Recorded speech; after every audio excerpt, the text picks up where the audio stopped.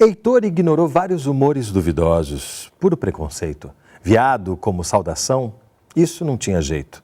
Coisa de gente sem coração. Mas ele não tinha medo. Seguia, vivia, sorria, dia e noite desde cedo.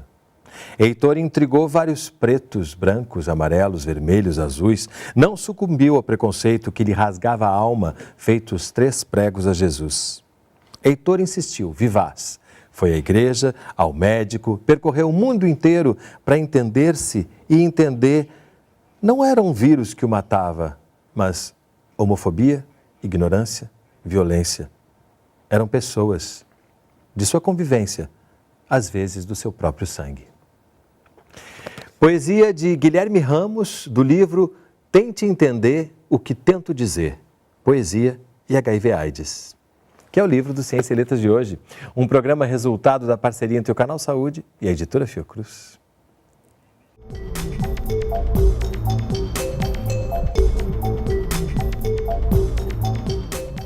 Conversa comigo no estúdio do Canal Saúde o poeta Ramon Nunes Melo, organizador do livro. Seja bem-vindo. Ramon, 96 poetas reunidos em torno do tema HIV/AIDS. Sim. A grande maioria deles poemas inéditos? Mais de 95%, assim, na verdade. Que responderam à sua provocação. Exatamente. Na verdade, até mais de 96 poetas, foram 106. Só que a gente chegou, quando eu cheguei à editora, a Bazar do Tempo, com o livro, a gente foi reelaborando o conceito do livro e tal, e acabou que alguns poemas não entraram na seleção final. Mas ao todo foram 106, fechamos com 96. Alguns poemas, poucos, já tinham sido escritos, né? Esse tema já tinha passado pela poesia, mas de uma forma muito tímida.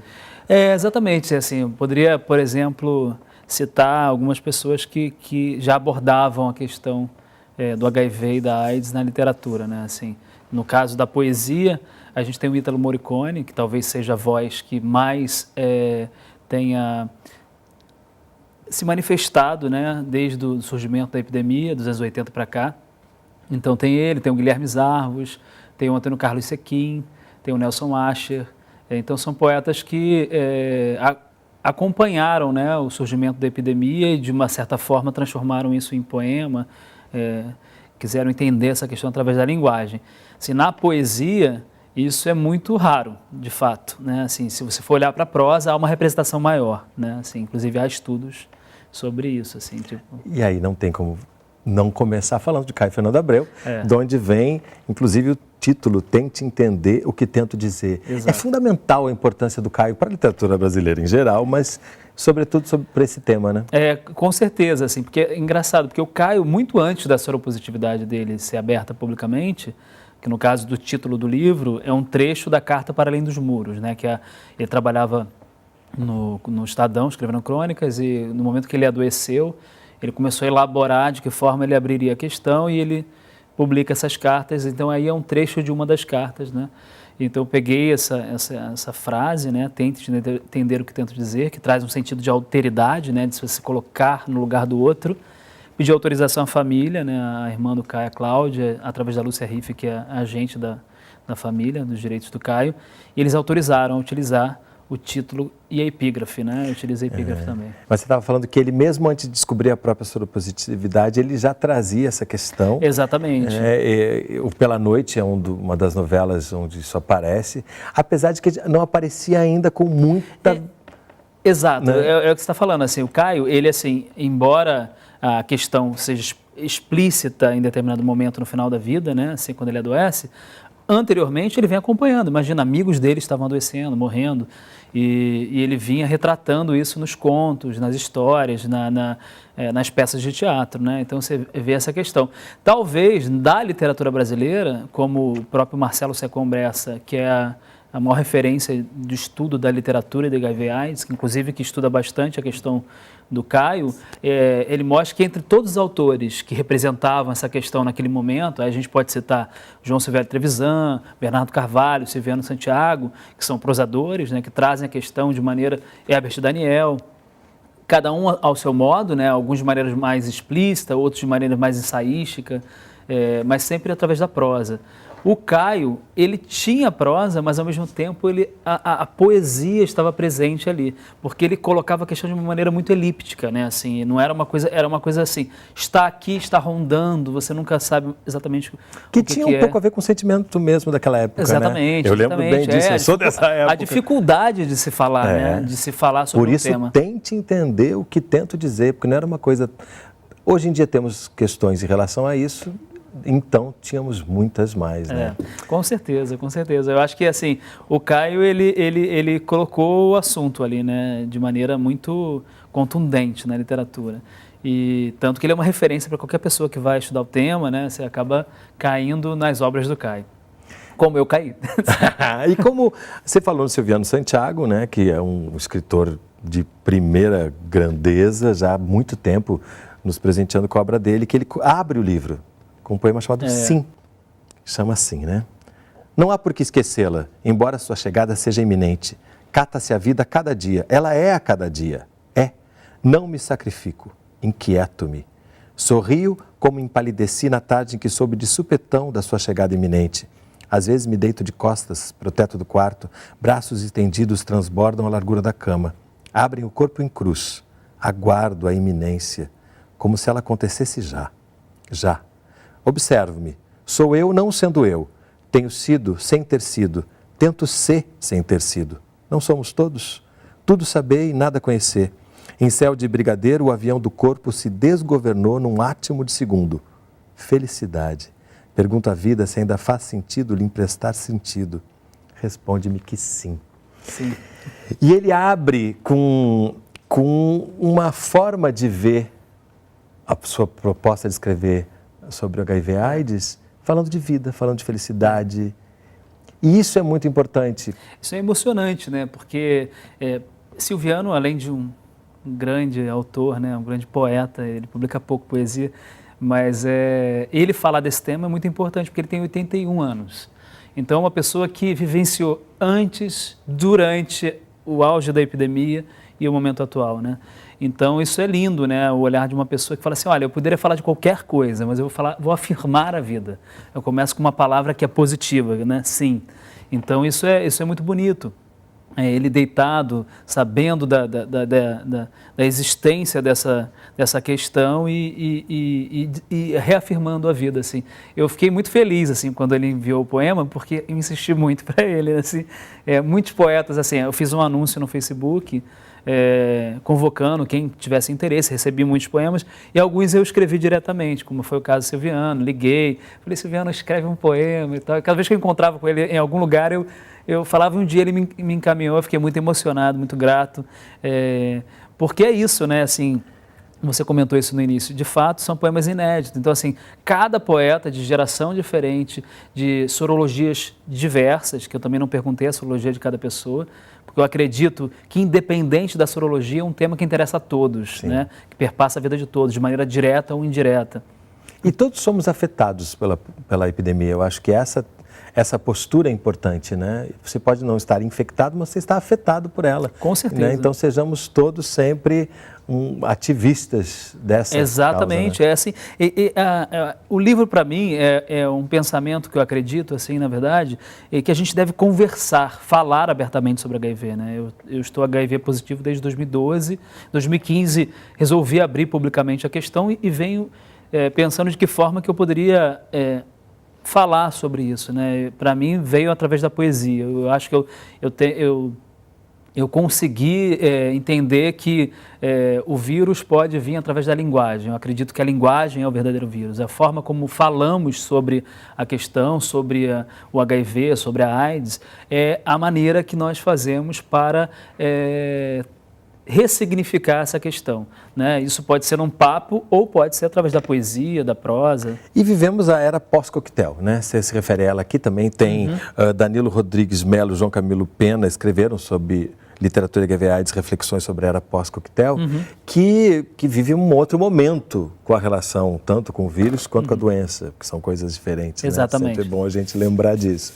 Mas a gente percebe que muitas vezes as pessoas que passaram ou até que viveram com pessoas próximas ainda trazem consigo uma coisa pesada ao falar desse tema. Eu cheguei até a ser questionado, você vai gravar um programa sobre HIV/AIDS? Que mórbido foi a palavra que eu ouvi, né? Quando você fala que a linguagem é o próprio vírus, você está falando disso, né? Que é preciso a gente reorientar essa forma de se relacionar. Exatamente, assim, porque de fato, assim, se a gente for olhar, há pessoas que ainda têm um olhar dos anos 80 sobre a epidemia, né? Ou seja, a HIV é igual à morte. De fato, ainda hoje há pessoas morrendo de AIDS. E a maior parte das pessoas que morrem de AIDS no Brasil hoje são pobres e negros. É quase um genocídio, né? Assim, os ativistas, inclusive, chamam de um genocídio, né?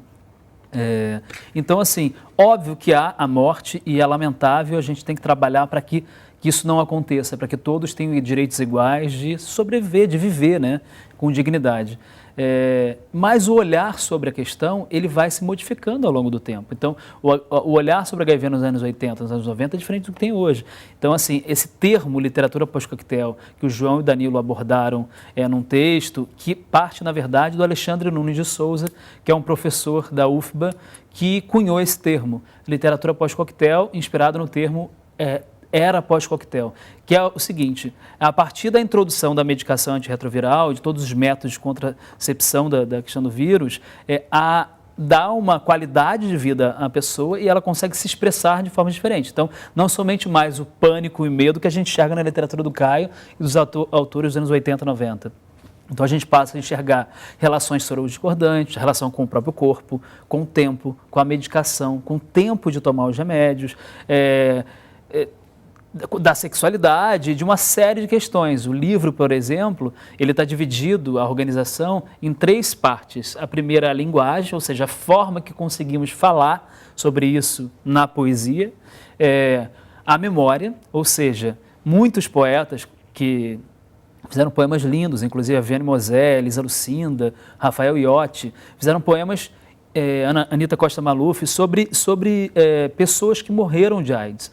Então, que isso é muito latente. Você perguntar, basicamente, muitas pessoas, se você for perguntar, fala assim: olha, conheço fulano, ciclano, tenho amigos, parentes, namorados, né? Então, isso é muito forte. Então, tem a parte da memória, né, dessa epidemia. E a parte final é a parte do corpo. A relação com o corpo e com o remédio é muito forte.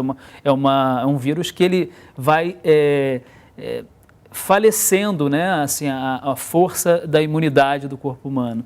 Então, a questão do corpo é muito latente, né? Assim, a questão da saúde, da vitalidade e tudo isso é presente no livro. Então, de uma certa maneira, não querendo fazer diretamente dessa forma uma questão historiográfica da epidemia, mas os próprios poetas foram fazendo. Porque como há pessoas de várias gerações, de sexualidade diferente, de gênero diferente, então, isso, de certa maneira, tem um retrato, sabe? Um retrato dessa epidemia e da história dela, né? Assim. E uma leitura possível, que inclusive está aqui na orelha do livro, é que, de alguma maneira, todas falam sobre o tempo. Exato. A própria poesia fala sobre o tempo. Esse é um dos assuntos do próximo bloco. A gente vai fazer um breve intervalo. Não sai daí, a gente volta já.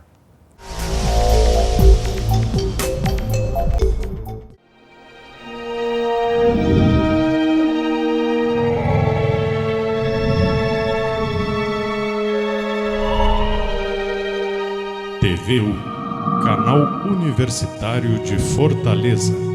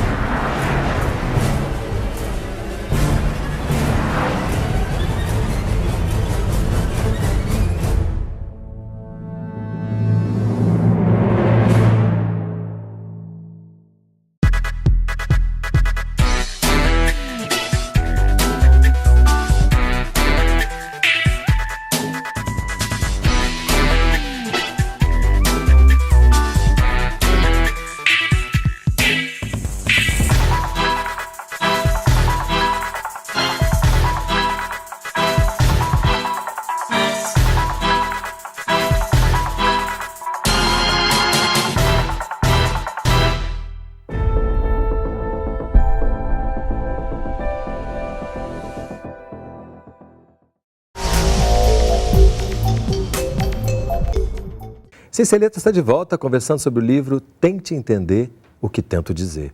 Poesia e HIV/AIDS. Comigo no estúdio do Canal Saúde, o poeta Ramon Nunes Melo, organizador do livro. Abrimos o bloco anterior com Silviano Santiago, vamos abrir esse com Chacal. Escreva com todas as letras, é o nome. Eu quero o amor livre para o que der e vier. Eu quero você fora do armário, da caixinha, do quadrado. Eu sou do grupo de risco, só me interessa o que vem do outro. Toco com todas as teclas, pinto com todas as cores. Não quero mais do mesmo, eu quero mesmo o outro. Chacal também vem nessa linha, também é um cara que conheceu a barra pesada que foi naquela época e que está dizendo isso, vamos sair da caixinha? Né? Vamos parar de preconceito? Vamos parar de preconceito? Exatamente. Aliás, o preconceito que também atravessa o livro, porque infelizmente ele não desapareceu. Exatamente. Ele pode ter mudado de formas, mas ele está aí, né? Ele é um mote muito importante aqui, né? Sim. Especialmente no poema de abertura ele já aparece com força. Não, totalmente, né? Assim, o livro, assim, a ideia de fazer o livro é justamente para fazer com que as pessoas consigam olhar para a questão do HIV e da AIDS com menos preconceito, né? Então, obviamente, isso aparece no livro, né? Tem um poema que está no livro aí, que, se não me engano, é do Caio Carmacho, que chama Amanda tem AIDS, que ele estava passando no muro e alguém escreveu no muro, assim, Amanda tem AIDS. Ele falou, uma pichação, né? Isso é verdadeiro, isso é de 2018. Então, em 2018, alguém faz uma pichação como se estivesse entregando a sorologia de alguém, né? Isso, inclusive, é crime, né? Segundo a legislação, você abrir a sorologia de uma pessoa, isso é crime. Li num picho em um muro, não sei exatamente o que me chama mais atenção, se é o medo, o veneno, a vulnerabilidade de seu autor. Eu não conheço a Amanda, mas o juiz anônimo que a sentenciou conhece. Logo, o sujeito da frase pode ter, como pode também não ter AIDS. Amanda pode ser uma piada sem graça, uma agressão gratuita, um modo bem brasileiro de dizer eu não gosto de você, porque a ignorância é uma bênção escrita em um muro por alguém com muita inveja ou mágoa. Amanda, Amanda, Amanda, que deriva da palavra amor, que quando não correspondido vira neurose, doença, ofensa, em tempos tão trevosos. Amar Amanda é o que vale, independente do preconceito, da moral e da AIDS. É lindo, né? É tão bom, né? E eu acho que é bom porque nessa sua provocação, essas poesias que surgiram, que talvez as pessoas não se debruçassem em algum momento para escrever sobre isso, foram dando possibilidades de beleza para esse tema que muitas pessoas acham que não há, né? Que pesam. De fato, há um peso. Não estou dizendo que viver com HIV é fácil. Pelo contrário, imagina, você toma medicação, há efeitos colaterais, só que você passa a se cuidar mais, você se torna uma pessoa mais saudável, porque você tem que ficar mais saudável, né? Então você pratica exercício físico, se alimenta melhor, vai ao médico com regularidade e tal. O lance todo é fazer com que os governos, né, entendam que isso aí tem que ser para todos. Né? Então, eu espero que esse livro chame a atenção nesse sentido, assim, de que as pessoas possam se colocar no lugar do outro. Tudo bem, eu não estou soropositivo, mas um dia eu posso estar ou não, mas eu posso conhecer alguém que está. Então, ser mais solidário, né? Eu tenho uma frase do Herbert Daniel, a quem eu dedico o livro, Herbert Daniel Betinho, que o Herbert falava que a grande vacina contra a AIDS é o combate ao preconceito. E o Betinho dizia que o HIV e a AIDS é um assunto político. Então, sem querer, acaba que a antologia se torna política. Então, por conta disso, eu acabei doando os direitos do livro, todos os autores cederam seus direitos, e eu doei os direitos da organização para a BIA, que é a Associação Brasileira Interdisciplinar de AIDS, em gratidão, assim, a essas pessoas que pesquisaram, desenvolveram e especialmente a BIA e o Grupo Pela Vida, que foram pioneiríssimos. Exatamente. Eu falei no tempo. Sim. O tempo é uma coisa interessante, né? O próprio poema e o tempo têm uma relação de amor intrínseca, né?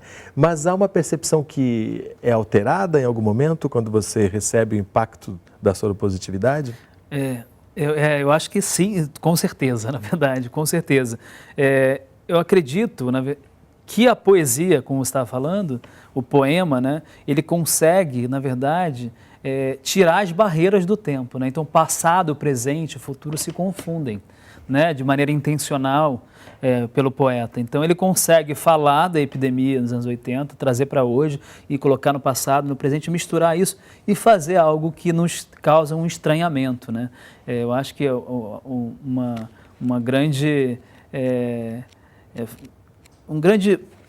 não sei, não é função a palavra, né? Mas eu acho que a poesia pode provocar esse estranhamento. Como, por exemplo, essa pessoa que falou assim, nossa, mas é um assunto tão pesado.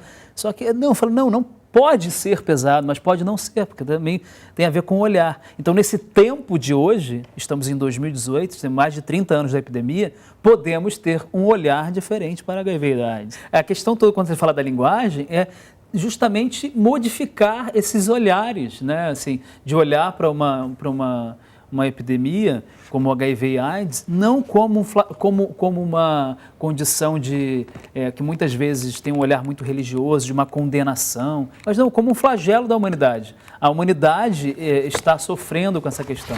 E também não necessariamente diminuindo a prevenção, que muitas vezes alguém pode dizer, como agora tem prevenção, tem medicamento, eu posso diminuir a prevenção. E aí eu lembrei desse poema aqui do Marcelino Freire, que trabalha de uma forma, quase um poema concreto. Né? É um poema concreto? É um poema visual, um poema concreto, visual. Exatamente, mas ele pega a camisa de Vênus e inclui Sade no meio, né? E é tão bonito esse poema dele, eu gosto muito, assim.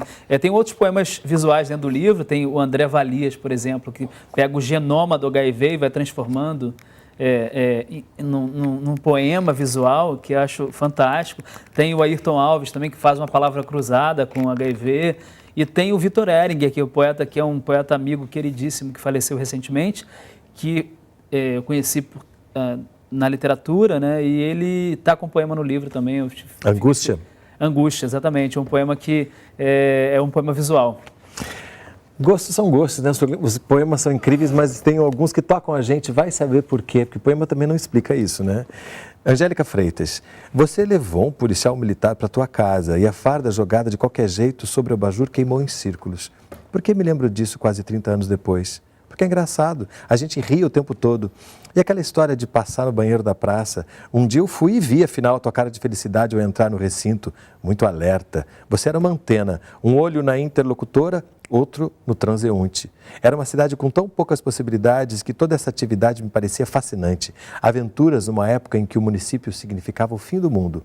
Só as tuas. Você ficou. Eu fui embora de você. De você não soube mais nada, até que me contaram.